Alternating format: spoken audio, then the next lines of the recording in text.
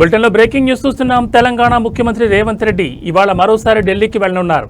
ఈ మేరకు మధ్యాహ్నం 1 గంటకు ఆయన శంషాబాద్లోని రాజీవ్ గాంధీ ఇంటర్నేషనల్ ఎయిర్పోర్ట్ నుంచి నేరుగా హస్తనకు చేరుకుంటారు.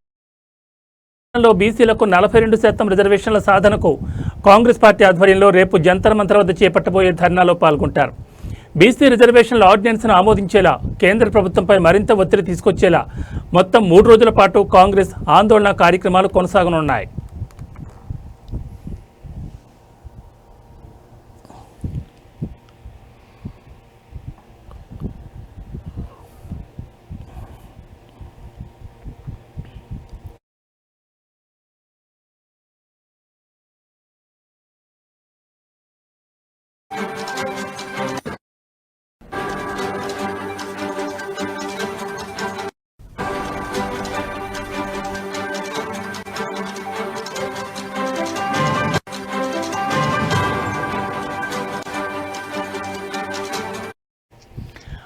మరో బీసీ రిజర్వేషన్ల అంశంపై పార్లమెంట్లో కాంగ్రెస్ ఎంపీలు వాయిదా తీర్మానాలు ఇవ్వనున్నారు.